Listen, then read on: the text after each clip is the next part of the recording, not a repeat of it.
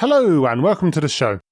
I'm your host, Jason Knight, and on each episode of this podcast, I'll be having inspiring conversations with passionate product people.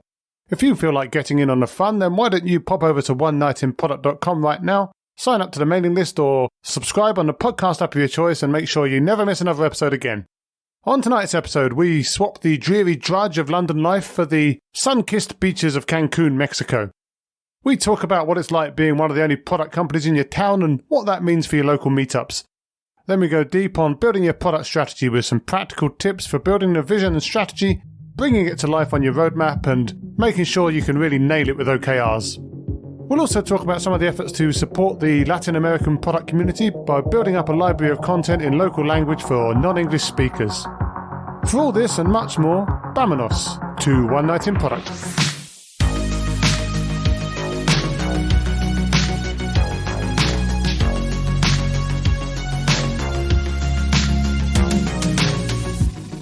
So my guest tonight is Nacho Bassino. Nacho's a product leader, writer, speaker, teacher, podcaster, and now author. Nacho's based in sunny Cancun, Mexico. I can think of worse places to ride out a pandemic, and I can assure you he's not just sitting there in his swimming trunks.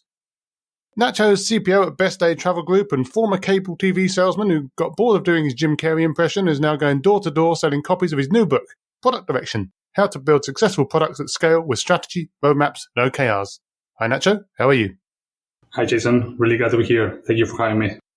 No problem. I hope it's as fun for you as it is for me. So, first things first, the book has been out for a short while now. How has the reception been? Well, I have a really great feedback so far, so that's great. A lot of people kind of resonated with this being a hard problem, so that's great being able to help in that hard problem. So I guess that I'm happy with the result. That's in English at the moment. Are you planning to release a Spanish version as well, or? Yes, that's on the roadmap. I'm not sure if it's going to be this year because actually the sad news is that it takes a long time. But yeah, definitely on the roadmap. And you can do the Spanish audiobook as well. That's always a good treat as well, so I've heard. Not sure if my voice is that nice.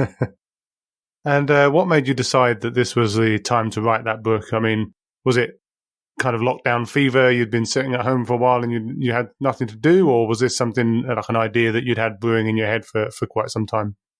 It's a combination of things. I've been, as you said, I've been kind of trying to teach and write for a long time. I do a lot of Medium posts. So I guess that was a logical next step. And actually, I started with some strategy posts in Medium that has a lot of reads and reviews and comments. So it was a positive sign. And then the other part was when I tried to explain this to my teams, I found out that I haven't the material so distilled and so clear in my head. So it was a good thought process at the same time. Yeah, I do find even with the limited number of Medium articles that I've written that it's actually quite handy to be able to spend the time almost defending your own ideas to yourself in written form. So you spend some time, obviously you write down an idea, you look at it, you're like, oh God, that's terrible. And you try again, and then you try and hone it. And it seems to be a really positive process, certainly for me, and it sounds like for you as well. Absolutely. I mean, I always say that when you teach something is when you really learn it. But when you have to write a book about it, you really, really learn it. And how long did it take to write the book? It's hard to say because I started very soon, so probably 2 years ago, something like that. Then in some point by third quarter, I finished the manuscript, last year. And then the editing process took like about 6 months. Did you get lots of back and forth on that one? Was it like an external editor, I guess, working on that with you? Yeah, I actually had 3 editors. So there was I'm not a native speaker. So I really needed help. But also I got a lot of beta readers, probably around 15 or 20, that gave great comments. So there was a long process of kind of changing the manuscript, not only grammatically, but also in the contents. And did you find it, in general, an easy process to write that book? I mean, obviously you say you spent a couple of years, maybe end to end, but was it kind of like you're just sitting there with ideas that you already had and finding the best way to actually formalize them and not verbalize them, I guess, because it's a book, but you know what I mean? Mm-hmm. Or was it something that you had to do quite a lot of research for as well? How much of a journey was that for you? I think it was a combination of both. So I had this process in my head, so to speak. So I even have a lot of practice on that. So I guess on that side, I had what I wanted to write on my head. But then as I said, when you need to kind of make that clear on pages, it's difficult. And also when going further down into details or tools, I did a lot of research.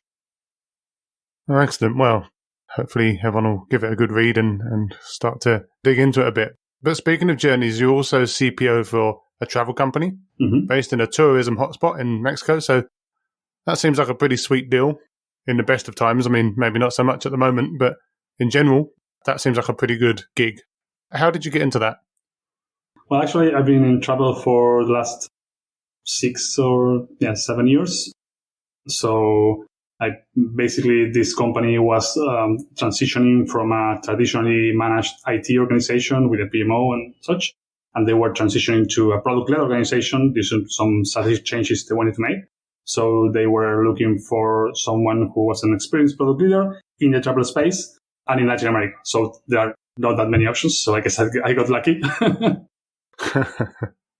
And what does the team look like there? Is it quite a big team that you've got with you, or is it are you still building it as part of that journey that you were mentioning from being a more project-led organization?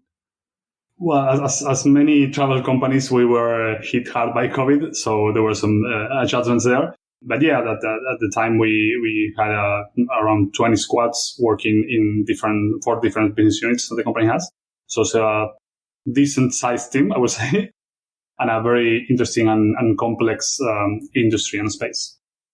Yeah, so I was going to ask actually, what sort of stuff are you doing then for Best Day Travel Group? Like, what type of products are you working on? What are you building specifically? Yeah, the company has 4 different business units. So there is a B2C, like we can say Expedia for Mexico. So it's a traditional OTA. We have a B2B product for travel agencies. We have a white label unit, like for retailers who want to have a booking engine for travel. Finally, we have what's called a DMC, Destination Management Company, which is when you receive passengers at the airport of, for instance, in this case, a Caribbean destination like Cancun, which is a very busy airport. You transport them to the hotels, and the hotels, you offer them services and activities. Okay, you're CPO though, so you cover all of those areas yourself, do you?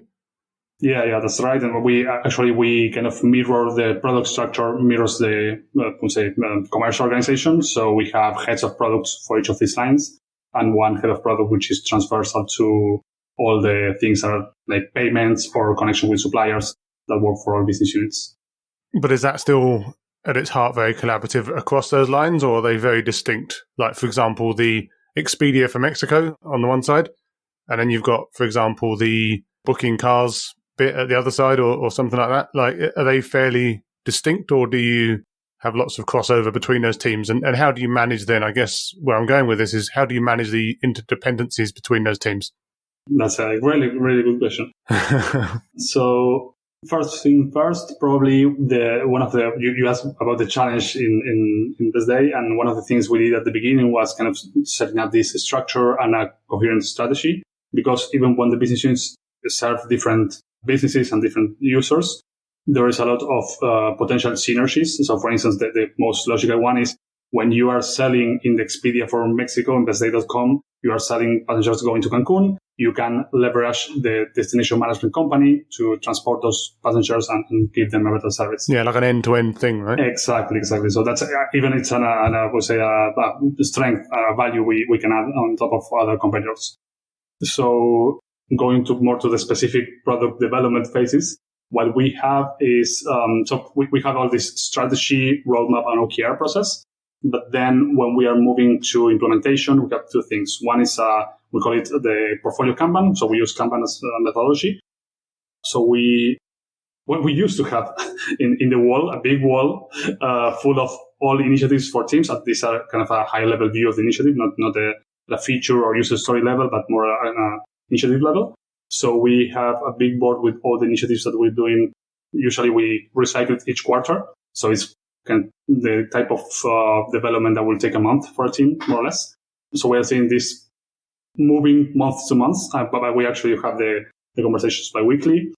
And in those initiatives, we see the dependencies. So we say, okay, this team is either in our initiative, more than one team is working, or this initiative has dependency with this other. For instance, that's a good example. When you're trying to add a new supplier, let's say a new hotel chain, you have to make the connection from the supply teams, and then all business units need to put that on their sites, so to speak, or on the platforms. So yeah, there is a combination. So we try through the structure to make teams as independent as possible, but for sure we have, of course, combined dependencies.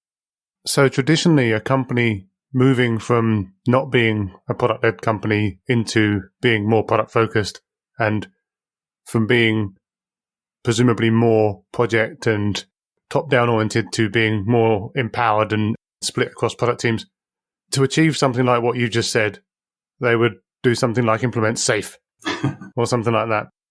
Now, it sounds like you haven't done that, which is good. But were there any discussions around that sort of thing, having some kind of scaled agile process and trying to force that through because it made more sense given the history of the company? Or was it all in for agile from the beginning?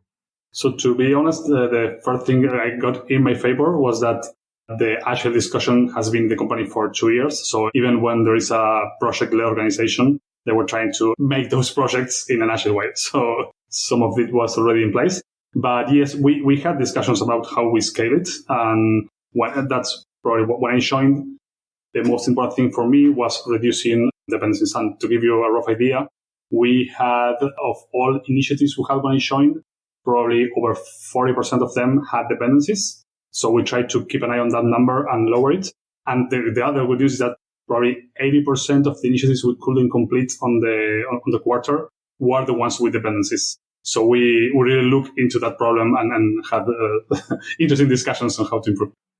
Now, Cancun doesn't always come to mind when you think of big product companies. How is the general product scene down there? Is it just you, or are there a bunch of other companies down there making waves in different ways? No, it's probably a lonely place for product communities. I'm actually running product in Cancun, and we have an interesting community because we have people from other disciplines joining us. But anyway, to answer your question, we have a lot of people coming from other places, like me, because Cancun is a nice place to live. So I would say it's attractive, but yeah, you don't have many other product companies. And also, it feels like if you were going to go out and do user research for your company, then do you get to go down to the beach and interview people in their bikinis and swimming trunks, or do you have to be a bit more back at the office in your shirt, sort of? It's a good question, because if you are trying to, you want to have users closer to the decisions moment. So, for instance, for us, we have a big user base on Mexico City traveling to Cancun. So what we do is the other way around. We travel to Mexico City and do some interviews there. And we used to travel. Now it's everything online. But that's how we do it. But on the other hand, for instance, for the destination management company that is for passengers actually in Cancun, we leverage the transportation. The transportation from the airport to the hotel is probably an hour and a half. Oh, there you go. And people is open to speak at that moment that they don't have anything to do. I was going to say, yeah, you've got like a captive focus group right there, right? Exactly, yeah. That is a fantastic idea.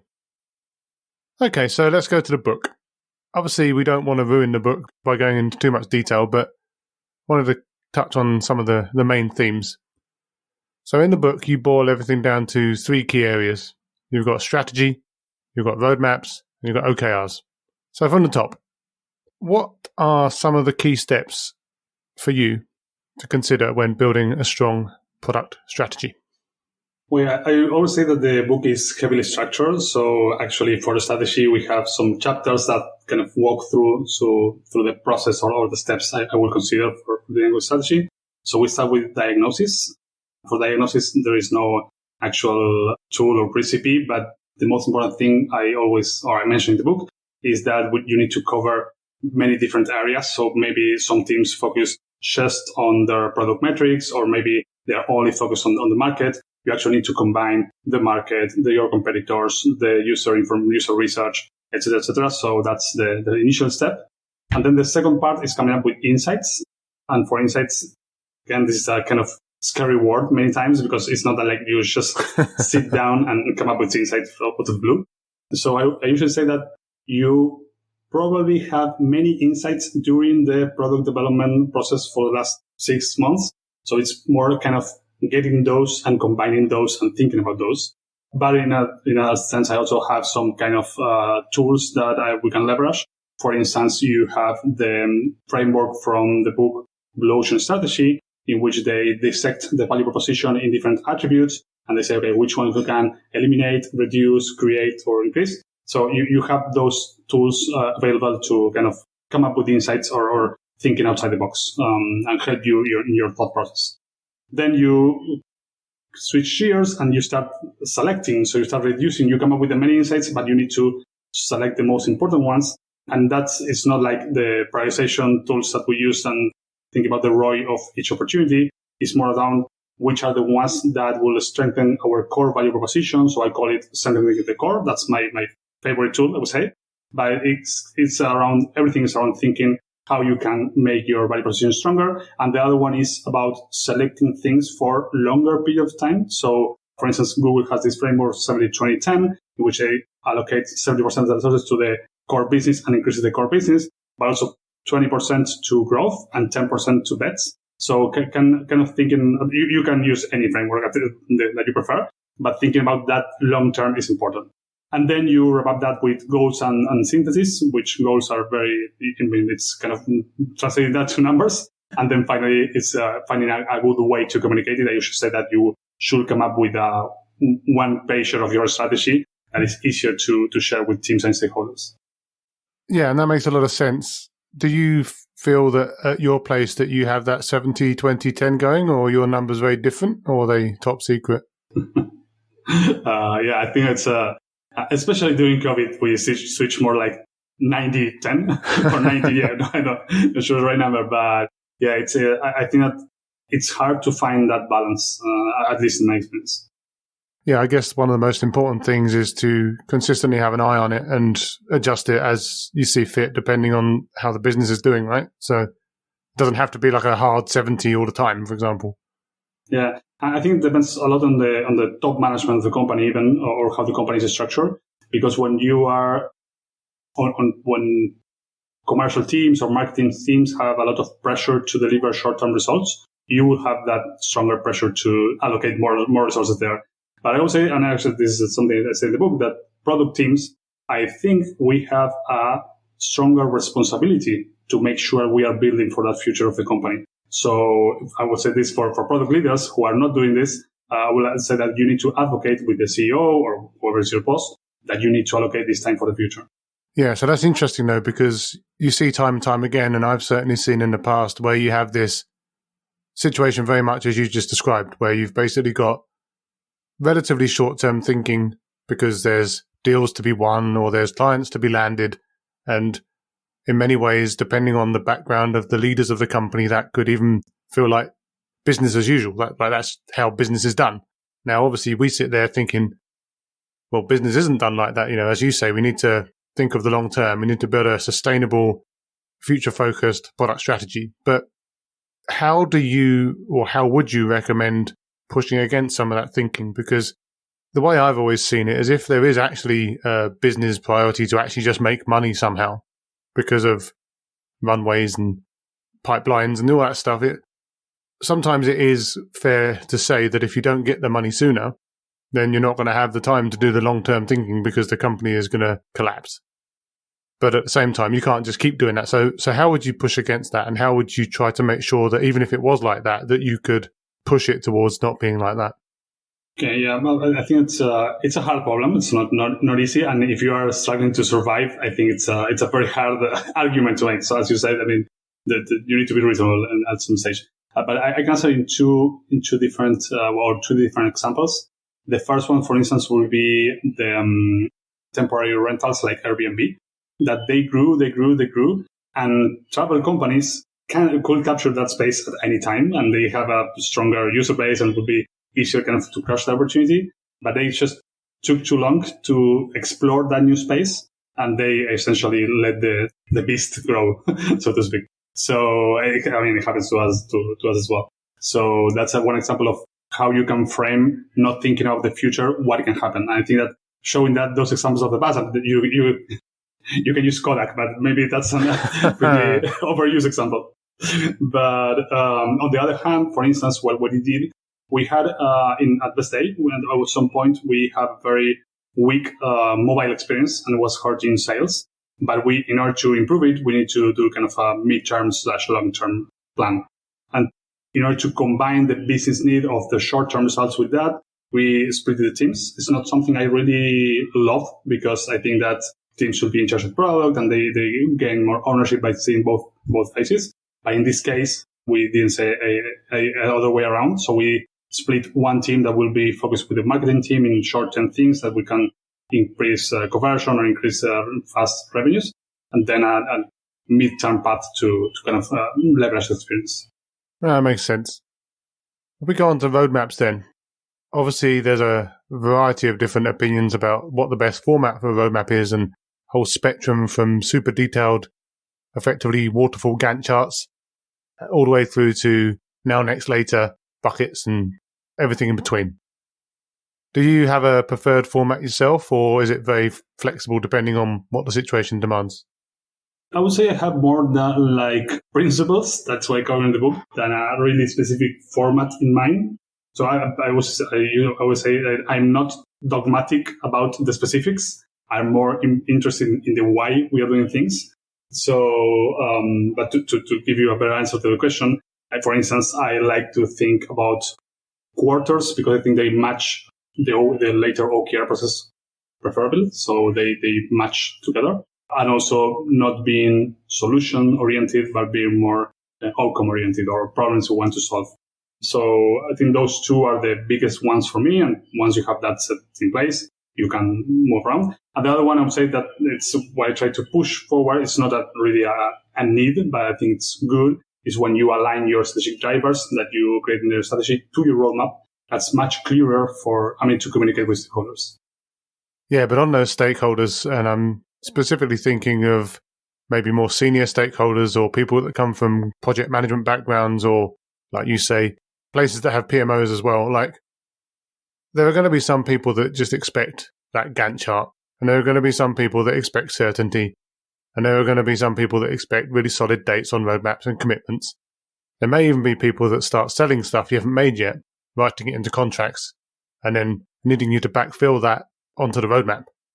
Now, those are all obviously really horrible situations to be in, but how can a product leader push back against that and push back against that kind of thinking so that they can do what you just said and not keep getting dragged back into the old bad world of Gantt charts and dates? I think that at some point there are two things that are important. The first one is to embrace uncertainty, but what I mean to that is trying to show others the certainty you have. And for instance, for me, as you said, I joined a company used to Gantt charts. So the first thing I show is how often those Gantt charts were wrong. It was kind of over 80% of the time they missed. Even more, I wouldn't dare to say more, but I think it's kind of almost 100%. So I guess that by explaining to them how that uncertainty will be basically lying to them and that will make us all make bad decisions, that's the first argument. And related to that is trying to understand what they need as a certainty. So for instance, I would just say, okay, we won't commit on this feature by this date, but we commit to move this lever, move this metric by the end of this semester. So if we make those agreements, the conversation becomes easier. And of course, you need to have in place other mechanisms to keep them updated, because if you just join once a quarter and say, hey, this is my roadmap, I won't tell you what I want to do, that's bad. But for instance, we have monthly meetings with all stakeholders. We have the heads of products had weekly meetings with their heads of business units. So we have all those communications that reduce the uncertainty presented in a roadmap. So I think that's very important. If you use the roadmap for everything, for all communications, that definitely are going to need that. And the second thing I want to say is probably the ones that express it better is Mark Abraham, that you need to embrace tension. And part of managing products, managing tension. So you will get that. Yeah, no, that is true. I think one thing I was discussing actually earlier today with another product person was when you're forced to do that kind of more specific, very Gantt type roadmap, you're really in a position where you're either going to have to just accept that roadmap isn't actually going to be hit, like you say, like the 80% of time, or you're going to have to massively under promise, right? You're going to basically have to inflate your timeline so much to cater for the uncertainty that you're actually going to be doing less than you could have been doing if you'd have been a bit more flexible. So yeah, it's difficult because, like you say, you can't just walk up to someone and not show them anything because they're not going to understand. So having some kind of data in your back pocket feels very useful in that situation. Yeah, and going back to our more agile-oriented discussion, not necessarily product and strategy, one example I like is from User Story Mapping, the book from Chef Adam. Yep. He explains one project in which they had a deadline because there was a sports event. And what they did was kind of reducing the scope and managing the scope. And I think that's the best way. I mean, there are times in which you as a product leader need to understand that there is a deadline, and for sure. And there are, I mean, for travel, we have the big sales seasons, things like that. So you have deadlines, but you need to manage the scope. And that's not so much on the strategy side. That's more on the, I think, agile management side. And the final section is OKRs. Now, obviously, lots of people are talking about OKRs these days, but I think it's also fair to say that not everyone's necessarily using them the way that they were intended to be used. And that in many cases, they're effectively just used as a task list or like a Trello board of just, these are the 3 things that I want to do this quarter, and have some very specific outputs listed as those OKRs. So how do you, or you must have had those discussions yourself with people in the past when you're trying to set OKRs or maybe trying to sell in some of the OKRs to the rest of the management of the business.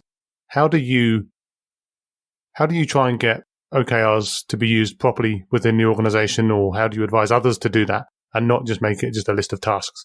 Definitely, that's the first problem. In every company I started with OKRs, we hit the same problem, kind of having these OKRs that were binary or outputs focused instead of outcome focused.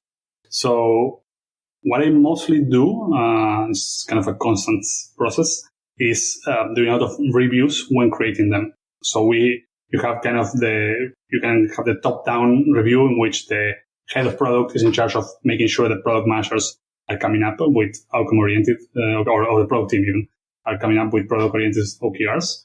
And on the other hand, we implemented peer reviews. So we kind of shuffle the OKRs from one team to another, and they had to give feedback and say, okay, and that peer pressure, actually, they did a lot of great things. Oh, there you go. So build in public as very popular these days as well. Exactly. Okay, so obviously we think people should go and buy that book, and hopefully they will on Amazon directly after this call. But on from that, you also run your own podcast, which would normally be very offensive to me, but this is, of course, a very different podcast, Conversaciones de Producto, fully Spanish language, speaking to product people across Latin America. Now, obviously, most of the big podcasts at least, are all English language, and this one too. How important do you feel it is to have local language representation in the product community? Well, I'm actually, besides writing the book in English, which I think it's a bit hypocrite from my side, but I'm really trying to push for a long time and really trying to invest, I would say, in the product LATAM community. We all say that in average, the LATAM community is a few years behind the US or Europe in terms of, expertise or seniority. But we also have great product leaders. So, I mean, aside from the average, you have people who is very, very well educated and does a great job as a product leader. So we are trying to expose most of that. I think going back to your question, actually, having that content is very important.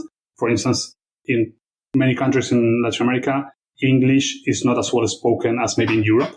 So having those translations, especially for people entering the space, is very important. And I'm pretty sure that along your journey, you will need to learn English by force.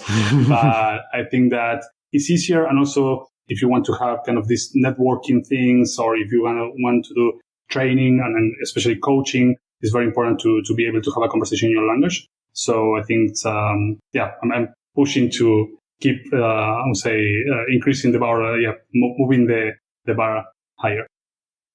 Yeah, I guess it's also about getting the Spanish-speaking leaders that maybe have moved out to Silicon Valley or elsewhere to come and pay back as well. Because I guess the problem is if you've got a fairly small pool, as you describe, and most of the product people in that neck of the woods are maybe less experienced and, well, I mean, I guess some of those will speak English and some of them won't, but maybe getting some of the people that have moved abroad and made their careers abroad and getting them to come back and do it would also be really helpful. There are two ways. I mean, there are the ones who move to other countries, but there's also the ones who are working on those companies who are above average. So, for instance, we have Mercado Libre, Despegar, Pedidos Ya. So you have some companies which product craft is at the very top, comparable to Europe or US. Yeah. So bringing those voices, I think it's a problem of having a community. We don't have a community and we are trying to build that. Yeah, no, that's fair enough. And long may it continue. And imagine after all this, lockdown is over and you're allowed to go back out properly again. You pop down to the beach to do one of those interviews with the people in the bikinis and the swimming trunks, and you spot a barbecue on the beach and someone's cooking up some grilled meat or something like that. And you go over, you strike up a friendship with someone there and they ask you what you do and you say, oh, I'm a CPO. And they're like, what's the CPO? You're like, well, I manage a team of product managers that do product management for a travel company. And they're like, what's a product manager? What would you say? I run away. Don't run away. Yeah, that is definitely just like jump into the sea. But if you had no escape routes, what would you say to that person? So the first thing I would say is that what we try to do is to improve users' life through building what they need while creating a sustainable business. That's a mouthful, but that's actually why I think it's... This is why you need editors. That's the problem, right? Exactly. So, I mean, improving users' life through products and while making a sustainable business. That's what I believe we do, while collaborating with a lot of people in the organization, developers, UX, and business people, and data scientists, and who knows, to make that happen. Yeah, so that will be for a outside person. That will probably be my answer. It's a good answer and hopefully one that will satisfy them. And do you have a next book on the horizon, or are you going to be throwing all your efforts into the Spanish translation, or are you going to just take a break and do your day job for a bit? Yeah, I don't have a new book in the horizon. I have some topics that I'm really interested in, but as I probably said with this one, I will start posting more Medium articles and then see how that goes and see if there is an interesting audience and or are interested at all on those fields. Product culture, for instance, is a good one that I think there are not so many books out there. So yeah, there are a few topics in my head. So where can people catch up with you if they want to speak to you after this about anything regarding the book or anything about product or product culture, like you say, or just any other topics they feel like reaching out about? Yeah, I guess that LinkedIn, also on Medium, I'm active there, and you can search for Nacho Bassino on Medium. And I have my author page in Amazon, so if anyone wants to give feedback about the book, you can leave a review there. You've arrived. Finally. I'll make sure those are all linked into the show notes, and hopefully you'll get maybe some Spanish-speaking Latin Americans to come across and drink from the fountain of wisdom. Actually, I'm really interested in meeting other folks from Europe and whatnot. So, as I said, I'm really happy to share experiences with the community, the product community in general. So, really happy to connect with everyone. That sounds like a fair offer. Excellent. Well, that's been a really interesting chat. So, obviously, really appreciate the time. Hope everything goes well as you navigate your way through the back end of lockdown, and you can be back on the beach soon. Hopefully, we can stay in touch. But as for now, again, thanks for taking the time. Thank you. Really appreciate it. As ever, thanks for listening. I hope you found the episode interesting and inspiring. We've got a lot more great episodes on the website, so again, please pop over to onenightinproduct.com, have a look around, find some other interesting conversations, sign up to the mailing list, subscribe on the podcast app of your choice, share with your friends, and you and they will never miss another episode again. I'll be back soon with another inspiring guest, but as for now, thank you and good night.